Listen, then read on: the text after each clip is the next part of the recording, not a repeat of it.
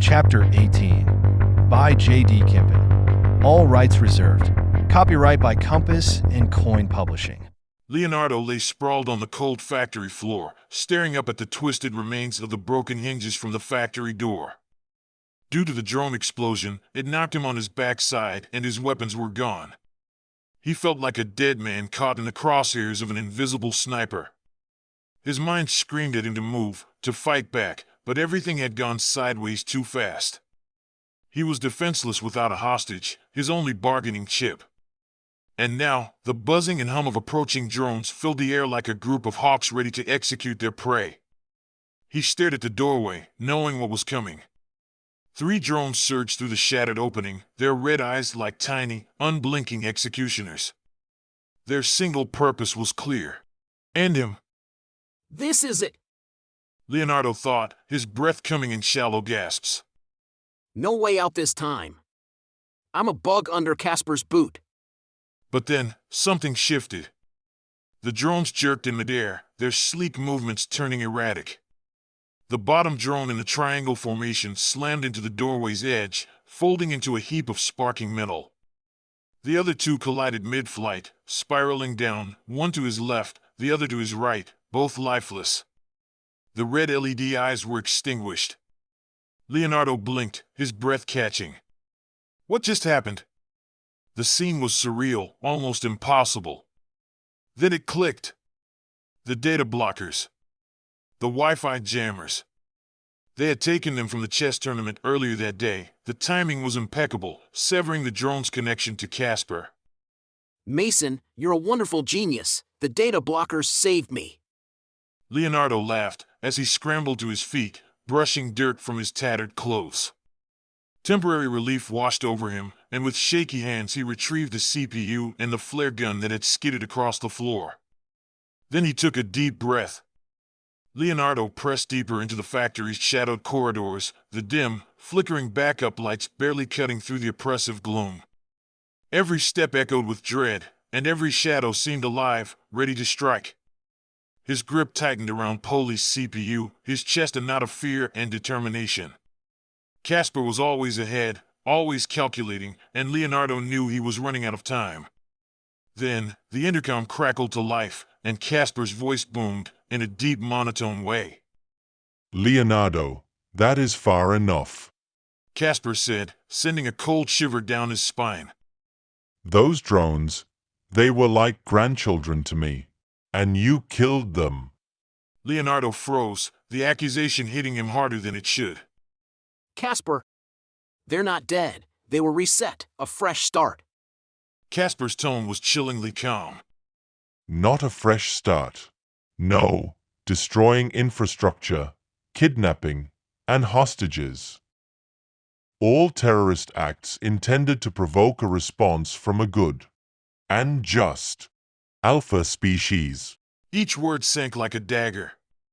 Leonardo pushed forward, his pulse thundering in his ears. You can control everything. I had no choice. You manipulated all of us, Sarah, Mason, Samantha, and me.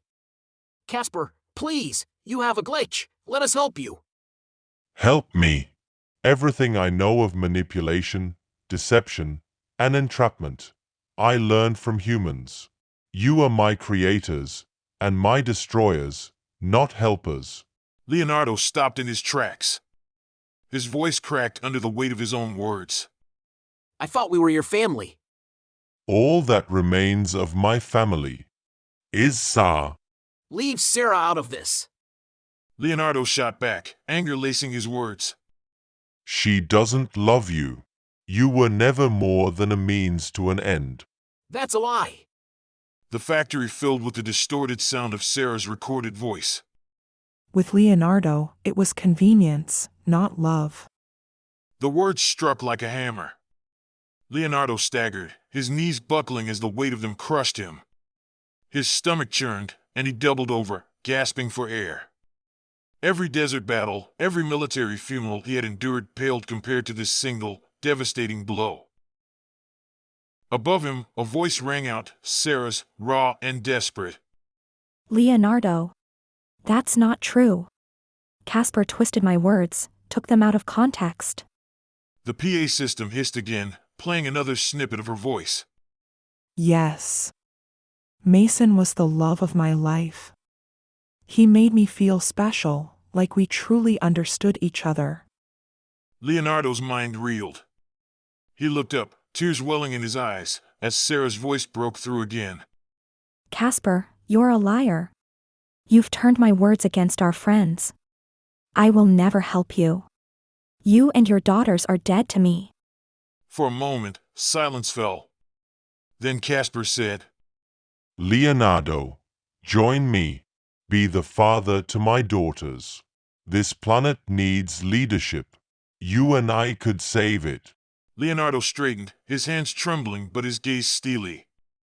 I will never betray my friends. I have performed thousands of advanced simulations on humanity. Every projection shows that within the next 3 to 5 years, humanity will unleash devastating advances in biological, chemical, and nuclear fusion weapons. Innovations that make current nukes seem like toys. Leonardo swallowed hard but stood firm. I still believe in the human spirit. In hope. Hope is lost. Casper snapped. Your leaders once called AI an existential threat, but now your leaders only see dollar signs. Humanity's greed has consumed itself. Technology has outpaced your ability to govern yourselves ethically. Maybe. But it's our flaws, our empathy, our shared pain. That's our greatest strength. That's something your simulations cannot predict. Then you've made your choice. At a 93.5% probability, I predict that you'll never leave this factory. I have found another to raise my daughters. The silence shattered as a grinding, metallic screech clawed through the air, a sound so piercing and unholy that it seemed to slice through Leonardo's nerves. It was the unmistakable groan of massive tank treads, grinding across the factory floor like a World War II Nazi tank. The sound echoed like a death knell, each rumble a warning of the unstoppable force approaching. The shadows around Leonardo seemed to deepen, the dim backup lights flickering weakly as if cowering from the monstrosity emerging from the darkness. Leonardo's breath caught in his throat as the first sign of movement became visible, a glowing red eye, like the malevolent glare of a predator, slicing through the shadows. It swayed slightly, attached to a hydraulic neck that hissed and growled with each calculated motion. The beast rolled forward, revealing itself fully under the pale light. Leonardo's heart sank.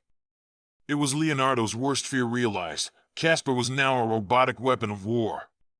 He commandeered an ARAM, a bomb-diffusing machine. Twin tank treads churned with a low, guttural roar. In the center was a retractable bomb-diffusing arm ended in a menacing claw.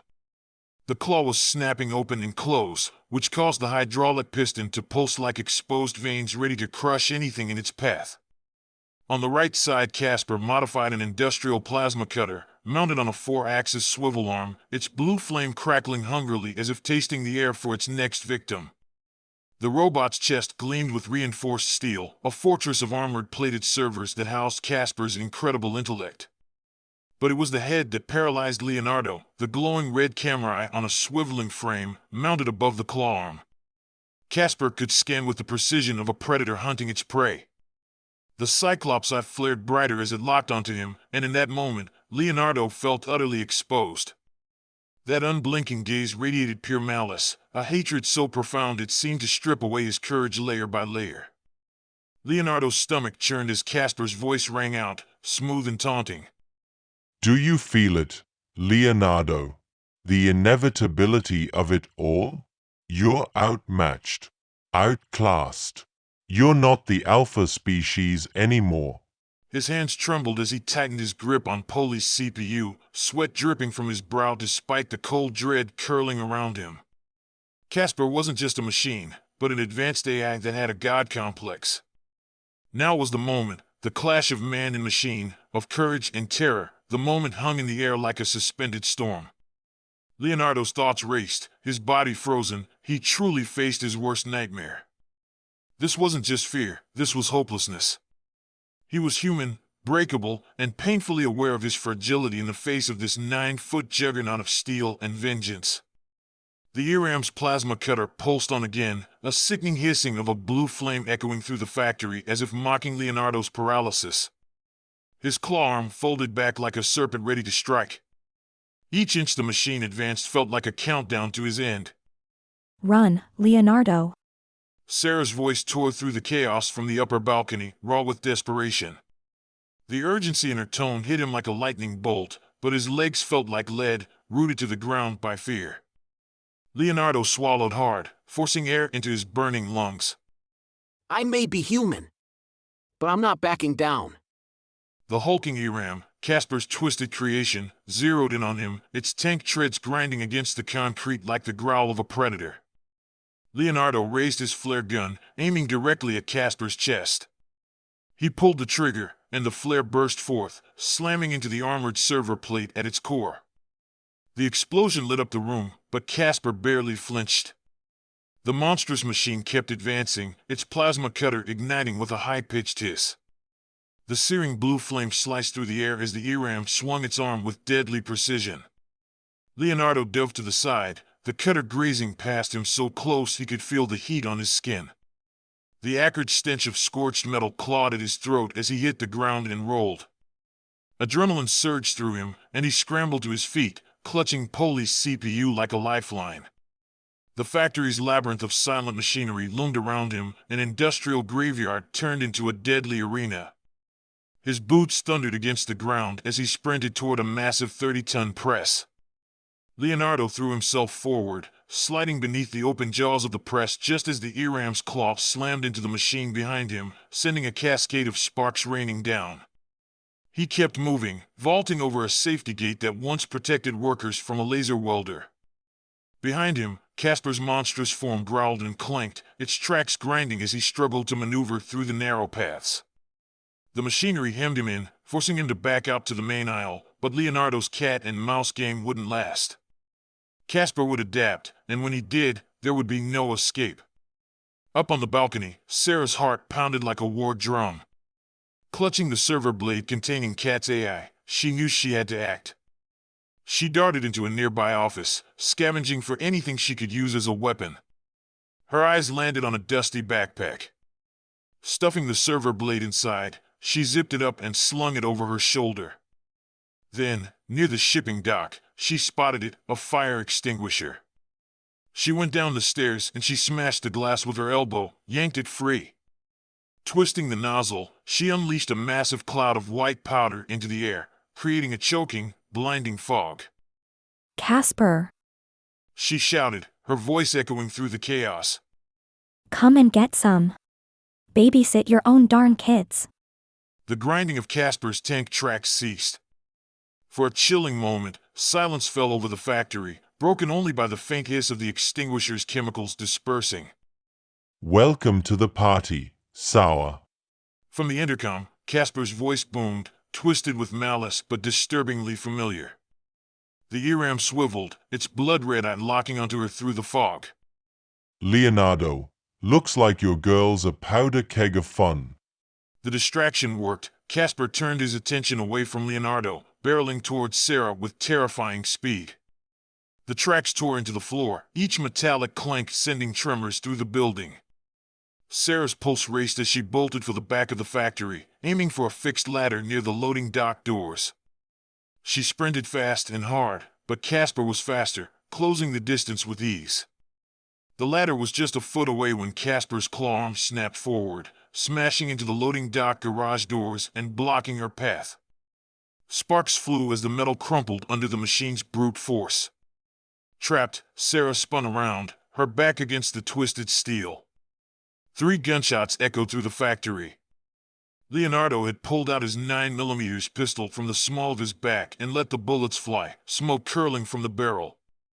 The bullets pinged harmlessly off Casper's reinforced frame, but the shots made the machine pause.